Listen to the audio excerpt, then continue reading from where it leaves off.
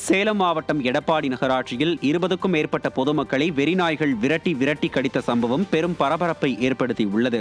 தாவாந்தேரு பகுதியில் சுற்றித் திரிந்த வெறிப்பிடித்த நாய்கள் 20க்கும் மேற்பட்டோரை கடித்ததில் 15 பேர் மருத்துவமனையில் வெளிநோயாளியாகவும் 5 பேர் உள்நோயாளியாகவும் சிகிச்சை பெறுகின்றனர்.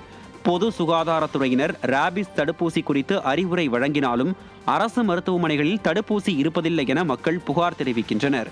தெருநாய்களை கட்டுப்படுத்த கோடிக்கணக்கில் செலவு செய்வதாக கணக்கு காட்டிவிட்டு செயல்படாமல் இருக்கும் ஸ்டாலின் அரசு மீது மக்கள் கடும் அதிருப்தியில் உள்ளனர்.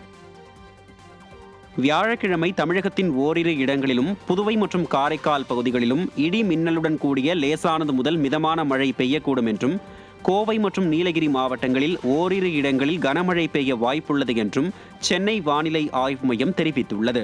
வருகிற 16ஆம் தேதி தமிழகம், புதுச்சேரி மற்றும் காரைக்கால் பகுதிகளில் மிதமான மழைக்கு வாய்ப்பிருப்பதாகவும், தமிழகத்தில் வருகிற 14ஆம் தேதி வரை அதிகபட்ச வெப்பநிலை நிலவும் என்றும் தெரிவிக்கப்பட்டுள்ளது.